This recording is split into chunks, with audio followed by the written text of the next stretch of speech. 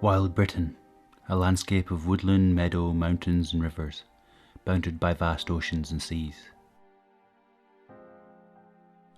Britain is home to an array of plants and animals, but very little of what we see around us today was here when the islands first became cut off from the rest of the continent, some 10,000 years ago.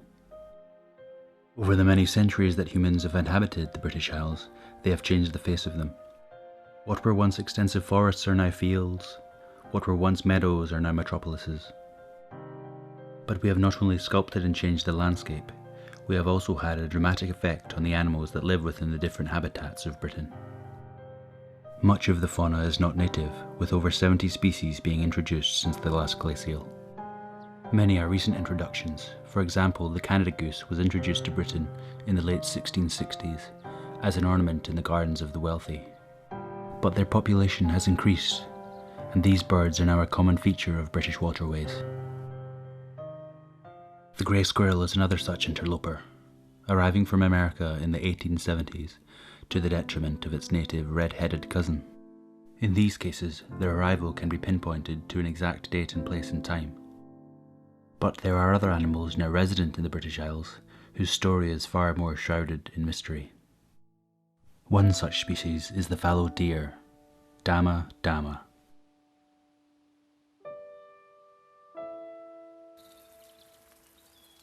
Today the fallow deer is a common sight in the British landscape, their distinctive spotty coats and palmate antlers being a familiar feature of stately homes and other cultural settings. Many people assume that this species is native, but this is not the case. Britain has only two native species of deer, the magnificent red deer and the more diminutive roe deer. The natural range of the fallow deer is limited to the eastern Mediterranean. Populations were pushed down to this warm climate during the last glacial period, when most of Britain was under ice, surrounded by cold tundra and bleak steppe. The fallow deer's recolonization of northern Europe is almost entirely the result of human transportation, but when and why this happened are two of natural history's biggest puzzles. To try and understand the timing, circumstances and impact of the fallow deer spread, archaeologist Dr. Holly Miller and geneticist Dr. Karis Baker are leading an international team to piece together evidence that will help reveal the story of this iconic and enigmatic species. The investigation starts in the fallow deer's homeland, the eastern Mediterranean, where there is clear archaeological evidence that the Stone Age cultures that inhabited modern-day Turkey and Bulgaria hunted fallow deer for food. With the advent of farming in the Neolithic, people moved away from hunting and turned their attention to cultivating domestic plants and managing animal species. Although today we consider fallow deer to be a wild animal, there is some evidence that people try to domesticate them, deliberately transporting them from their glacial refugia to offshore islands such as Rhodes and Crete. By the Bronze Age, the time of the Minoan and Mycenaean kingdoms, fallow deer had become numerous in the islands, with populations also established on mainland Greece. To find out why people went to the effort of moving deer to these locations, Holly is meeting with Bronze Age Aegean specialist Chrysanthi Galau from the University of Nottingham. We've established that the fallow deer are coming from somewhere in the east end of Europe, possibly somewhere around Turkey, maybe the Balkans, and we know that they get into Greece quite early. Can you give us an idea of kind of how they're incorporated into the Greek societies? Yes, actually we have some very good examples from Mycenaean Greece. So Mycenae was one of the main kingdoms of the late Bronze Age Aegean. We see deer having a prominent role in the frescoes that decorated the palaces. Mm-hmm. And a good example of that are these fragments that show deer hunt from the Citadel at Tiryns in the area of the Argolid that date to the 13th century. Can you identify any of the elements? That one is almost certainly palmate, so I would say this one is almost certainly fallow deer. So it may be that also we may have fallow deer present in the Aegean during the early Mycenaean period, because actually excavations have brought to light this gold signet ring. And again here we have a hunting scene, and again you can see the deer here And it may be that we have these spots Yes. and also the antlers. The palmate antlers, Would that be... Yes, I think this one is almost certainly fallow. So it seems that fallow deer were taken to Greece and Greek islands as part of an elite hunting culture. Mycenaean and Minoan kings and warriors would ride horses and chariots, chasing fallow deer across the landscape, shooting them with bow and arrow. This would have been an expensive pastime, but hunting was more than a hobby of the rich. It was tied into ancient Greek religion. One of the overriding figures in Greek mythology is Artemis, the goddess of hunting, who is frequently depicted alongside fallow deer. In ancient Greece, temples and sanctuaries were dedicated to the goddess, with many fallow deer figurines being deposited in these sites. There is evidence that fallow deer were sacrificed to Artemis, but that some animals were also maintained in sanctuaries as live offerings. Similar evidence for the worship of Artemis is found in Bulgaria, where again the connection with fallow deer is strong. Many beautiful fallow deer-shaped drinking vessels known as raita have been discovered from sites in Bulgaria. These raita are thought to have been used in rituals associated with Artemis, and some depict the goddess or have her name inscribed on them. So from their refugia in the eastern Mediterranean, the fallow deer, together with the iconography and cultural significance attached to them, were already beginning to spread across Bronze Age Europe. The speed of the spread might have been accelerated by one of the maritime trading powers of the time, the Phoenicians. This once great maritime culture developed major trade networks across the Mediterranean. It seems possible that live fallow deer and cultural packages associated with them form part of goods that were widely dispersed throughout this trade network. The next major trading empire in the Mediterranean was that of the Romans. The expansion of the Roman Empire across northern Europe is mirrored by that of fallow deer. Between the 1st and the 5th century AD, fallow deer appear to have been taken across Italy, Iberia and France, where the remains of fallow deer, their bones, teeth and antlers, have been found in Roman period assemblages. However, there is some doubt about whether the remains represent evidence of living populations of deer. Some of the specimens, particularly antlers and artifacts made from fallow deer bones, could have been transported as objects in their own right. This is especially the case as the Roman goddess of hunting Diana was, like Artemis before her, associated closely with fallow deer. Indeed, isolated fallow deer bones were recovered from a site associated with Diana in the Roman town of Augusta Raurica in Switzerland. So whilst these finds may reflect the northward spread of the cult of Diana, they may not represent the transportation of living fallow deer. One site where this issue can be explored further is at Fishbourne Roman Palace on the south coast of Britain. This site is the largest Roman villa north of the Alps. Built in the 1st century AD, just a few decades after the Roman invasion of AD 43, the palace was sumptuous, decorated with fine paintings, intricate mosaics, and set in a beautiful landscape garden. To find out more about the palace and its significance to the fallow deer's story, Holly is visiting the site to meet its curator, Dr. Robert Simmons.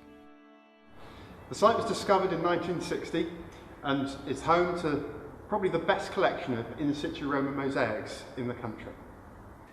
So, Fishbourne, as you can see, was right at the edge of the Roman Empire, but it was drawing its resources from all over the European Empire. You can see wine and oil coming up from the Mediterranean, pottery from southern Gaul, especially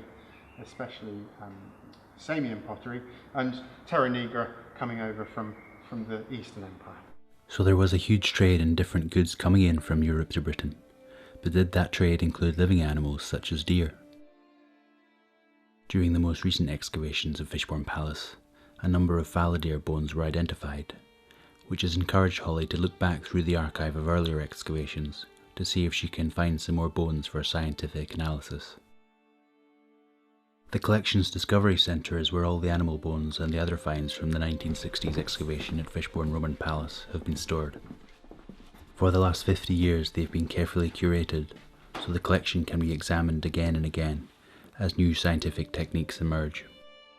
So this is just box one of About 70. 70 boxes of bones from the palace? That's right, yeah. Okay, so what's the likelihood of some fallow deer in here? Well, fallow deer crops up across the whole site as just as a sort of background signature. So so you know, we might get lucky. Have a look. We might get lucky.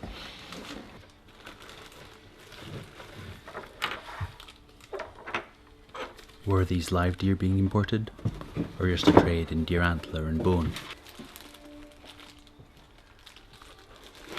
Yeah, there we go. Fallow deer. Lovely. Great, thank you. Would you mind if I took this with me? I'd like to take a couple of samples, maybe do some isotope work on it, have a look at the diet and management strategies, and I'd also like to take a bit from my colleague Karis, who would look at the genetics of the herd. Through her reanalysis of the fishbone collection, Holly found over 20 fallow deer bones, including 2 jaw bones. The jaw bones are significant because the teeth they contain can be submitted to a form of scientific examination known as strontium isotope analysis. Because geology varies from region to region, strontium values vary too. These strontium values transfer through the food chain, leaving a signature in animal bone and tooth. If an animal lives in one place for the whole of its life, its teeth will have the same strontium value as the local geology. But if an animal is transported over a long distance into a new area, its teeth will start to show a different value, indicating that it has moved. Holly took multiple samples from the teeth of the fishbone fallow deer, so she could determine whether the animal moved during the time that its teeth were forming. As with humans, some teeth, like the first molar, form early in life, but others at the back of the jaw develop at an older age, like human wisdom teeth. Having taken these samples, Holly heads north to the British Geological Survey to talk to strontium isotope expert Professor Jane Evans about the results. So Jane, we've got some great results from fishbone here that you can see. One of the things that I found really fascinating is this one animal that we have. We call him fishbone 109. Mm-hmm. We did his teeth and they show completely different results. One is significantly further away from what we would expect from fishbone, and then this one's kind of creeping down there. It's getting back towards that sort of average. What do you think this would mean? The values that you're getting here, the average value, is pretty typical for an animal you'd expect grazing in this part of Britain. But as you say, this very high value here at 711, above 711, is very unusual. And it would be hard to accommodate it in this area. Now, there are parts of Britain that could generate a value like that, but they are some distance away. It's mostly these yellow areas.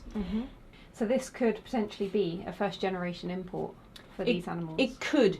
And as you say, the fact that the later tooth has a value closer to the local value would suggest that it was brought in and the value is moving towards the local value as it grazes in fishbone, perhaps. So it is a living import as well. It's not just pieces of this animal that are coming in. This is a living animal brought in by the Romans to the fishbone area. Yes, that would make sense. Yes. So we have evidence for live deer being imported by the Romans into Britain. But why was this occurring? What significance did this animal have for the Romans? Luckily, we have an insight into this through the writings of Lucius Junius Moderatus Columella, who wrote extensively on Roman agricultural practices.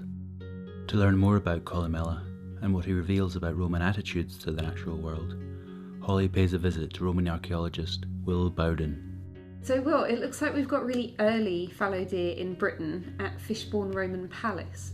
What are they doing there? Well, it's very interesting and very unusual that they're there. The Roman attitude to the natural world is very much one of domination, and you as a civilized Roman, what you're always trying to do when you're constructing the landscape of your villa, the agricultural regimes that you're using, you're bringing order and civilization to the chaos of the natural world. Columella talks about the imparking of creatures to delight the eyes of the proprietor of a villa and to provide game. And he talks then about types of deer, which may include fallow deer. This is really right at the beginning of Roman Britain. To have this going on in Britain shows that whoever is living at Fishbourne is extremely familiar with the ideologies of Rome itself. We can also see this very much at Fishbourne with the imposition of gardens and this idea of imparking animals. It's really it's completely unique for Roman Britain. Fishbourne, of course, always stands out. There is nothing else like Fishbourne in Roman Britain. So deer were being shipped to Britain and kept in parks. But where were these deer being brought from? And what happened to them once the Roman Empire's dominion over Britain waned and crumbled? This is where the evidence for DNA can help, and Dr. Caris Baker is leading the genetic analysis for the project. So to answer some of the questions that we set out for this project, I've been using a genetic approach, and the way that I've been doing this, I've been collecting both modern and ancient samples from across Europe. What I've been doing was I collect both tissue samples, fresh tissue samples from stalkers across Europe, and also some bones from archaeological sites and museums. For the bones, we cut the sample down using a drill, and we get a small piece of the tissue of the bone, and we then put that into several different reagents, which then digest the sample and release the DNA. So what we then do is we put it into what we call a PCR machine, which basically amplifies the DNA to get a readable signal that we can then analyse the results from. Caris has analysed hundreds of ancient and modern fallow deer samples, and the results are starting to rewrite the understanding of this species' history in Britain. For instance, Caris has been able to show that fallow deer brought into Roman Britain were brought from the western rather than the eastern Mediterranean, and are consistent with other ancient and modern populations of fallow deer found in Italy and Iberia. But it is clear that fallow deer introduced to Roman Britain did not endure to the present day. So we've got direct evidence that there's no continuity in the populations between the Roman and the Norman period. So we kind of now have evidence that the Roman populations in England went extinct. If the fallow deer of Roman Britain went extinct with the collapse and withdrawal of the Roman Empire, when were they introduced to form the populations that we see around us today? Archaeological records show little evidence for the presence of fallow deer for several hundred years. So Holly has travelled to the town of Lewes in Sussex to meet Naomi Sykes, a specialist in the study of animal bones, or zooarchaeology. Can you tell us something about the zooarchaeology? Animal bones are a really great source of information about how people lived in the past, and in particular it's interesting in this context to understand about how whether or not they hunted.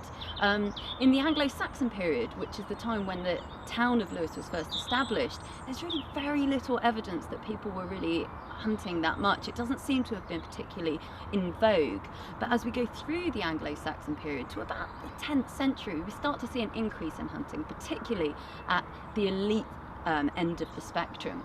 Now when the Normans come in, everything changes. You know, you'll have heard in your school books about how the Normans were great hunters, and when we look at the animal bone evidence, it's very clear that that was the case. We see a real increase in wild animal representation on high status sites such as Lewes Castle, and what we see in particular is the appearance of the fallow deer. From the zooarchaeological record, it seems that following the extinction at the end of the Roman period, the fallow deer remained scarce in Britain until after the time of the next large-scale invasion, that of the Normans. They brought not only their castles but also reintroduced the concept of deer parks on a grand scale. So the next step in our story takes us up the hill from the town of Lewes to the Norman castle itself. The castle was founded, we're fairly certain, by William de Warenne in the immediate aftermath of the Norman conquest in 1066. So there was probably a fortified site here by about 1070 to 1075. Many medieval castles would have had a park adjacent to them, which the lord of the castle would have used for his own pleasure and enjoyment. In the case of Lewes, this isn't so. The castle here, of course, built within the precincts of a pre-existing town. The park that the de Warrens would have used was about 6 miles away at Ditchling. So we have fallow deer bones turning up on many sites dating to the Norman period, from Lewes Castle in Sussex to the Royal Hunting Lodge at King's Clipston in Nottinghamshire. They brought royalty here and they used it as kind of like almost a modern day golf course where they showed off and they fed them deer and they took them hunting and all things like that. And it was a large palace complex hunting the deer, the landscape of Clipston, the palace sits just outside a park, and on the map you can see there's a large park boundary here. So this was about keeping deer in an area that, A, for you to be able to just get them easily to feed you, but also for the king to have a safe and luxurious environment to hunt in. It is on sites such as Lewis Castle and King's Clipston that we see that the keeping of deer started to change the face of the British landscape in the form of parks. Well, the first documented parks that we have are found in Domesday Book, produced by William the Conqueror in 1086, where we find about 30 recorded. Thereafter, the number of parks explodes exponentially, and into the 12th and the 13th century, everybody seems to be making parks. There's a real fashion for it. Now, there are a whole number of reasons why a lord might want to empark. You've got to remember that as he's isolating a large part of his estate, he's taking that out of production, so he's potentially reducing his income, but he gets a lot from the park. It is used not only as a sort of leisure hunting space, but in and of itself it's a resource for livestock, grazing, for wood. Often you find crafts taking place within parks. But perhaps most importantly, the park is a symbol of his power and his prestige. Whilst parks clearly played an important role in demonstrating the status of medieval lords, there is clear evidence that aristocratic women were a strong driving force behind park creation, something historian Dr. Amanda Richardson has been researching. There does seem to be a particular association in the medieval mindset between women and fallow deer. When you look at manuscript illuminations, for example, women are invariably pictured alongside fallow deer if you look at the antlers. And part of the reason for that may be that because of the gender roles in the medieval period, women weren't really encouraged to hunt in the wider landscape. Therefore, many scholars are coming to the thought nowadays that probably women were very much associated with deer parks, and we do know that by the 15th century at least there were many parks being made with the title Lady Park. For example, Latham in Lancashire in 1470, which was built for Eleanor Neville, almost certainly, and there are several other examples. The association between parks and women is something that appears to have endured into the Tudor era. And to find out more, we take a trip to the Tudor estate of Chalcot Park to talk to the art historian Gabby Nair. It is clear that women hunted, but not outside the confines of the park. So the size of the parks lends itself to hunting by women of smaller, more light-footed, less easily tired prey. And there seems to be suggestion that it's the women who went after fallow deer. There are lots of evidence of women being given saddles and bows and arrows. So we know that, for example, Henry VIII gave bows and arrows to Anne Boleyn in 1529. That's very clearly recorded, so you get a sense of there is a hunting culture for women. Another interesting feature of the deer at Chalcot Park is the diversity of coat colour.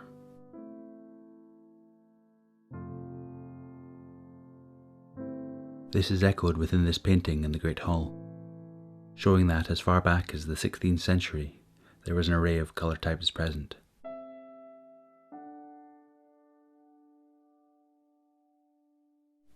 Indeed, by the 18th and into the 19th century, fallow deer had become such an integral part of the British landscape that a certain J.M.W. Turner painted them right alongside another British mainstay, a game of cricket. These paintings hang in Petworth House, which itself lies at the heart of a deer park, where King Henry VIII himself came to hunt. Deer were becoming so numerous at this point that they were not only used for their meat and skins, but even for more unusual uses, such as this knucklebone floor at Belton House. So this is our knucklebone floor. We excavated this last summer and it was quite a spectacular discovery at the time. So we can see just from this little section we've got open today, you've got an almost mosaic-like pattern of knuckle bones. So would it be possible for us to use some of this for the genetic analysis? Definitely, that'd be really great to find out more. Should we take one of the bones now? Yeah, that would be great. Okay, we'll take this one. There we go. Oh, great. So this is actually the bottom end of the bone, is That's it? right, yeah. Oh, right. So I think I'll try and take some DNA from over this side here, just a little square. Caris heads back to Durham with her knucklebone sample, and once analysed, returns to Belton to share her results. This is the results of the genetic network here, and basically the genetic network just tells you about the relationships between different populations and different animals from different areas, if you like. And what you find is you'll see that here we have Roman populations, which are quite separate from anything that you get post-medieval and modern, which includes this one. So this one isn't related to any of the Roman populations, because of course the Romans first introduced the fallow deer. So what we think happened is that the Roman fallow deer went extinct, and then in the post-Norman, or when the Normans conquered Britain, they then reintroduced the fallow deer, and all of the fallow deer we have today group over here, including our Belton House sample. As the huge area set aside for hunting fell into decline, there was little to stop the deer numbers swelling. This has led to the need for modern deer parks to have tight management schemes to minimise the impact on the environment, such as here at Hatfield Forest. We love looking at the deer in the forest, and everybody that comes here does love looking at the deer. But what we need to appreciate is that the deer aren't here naturally. They were introduced, and this isn't a natural environment for them. So in order to preserve the health of the herd of deer, we need to manage them, manage their numbers. Deer in the forest do cause quite a lot of damage, which is one of the reasons why we have to control their numbers. There's some damage just over here which I can show you. As well as browsing off the regrowth and the new growth on small shrubs like this, deer in woodlands cause more significant damage, such as this, by thrashing and scraping off the bark on trees. And the problem with this is you can see it's quite a young tree, and this is, as well as stunting the growth of this tree, it's going to introduce fungal decay, pathogens and disease at a very early stage in the tree's growth. As with those lords and ladies that hunted deer hundreds of years ago, the modern deer managers do not waste the carcass. In fact, on many properties, the venison resulting from the practice of deer management is sold to an eager public. We don't waste anything. All of our culling goes, or the produce from our culling goes back into the shop, which helps us to run and manage the conservation on the forest. At Charcote Park too, the byproducts of deer management are not wasted.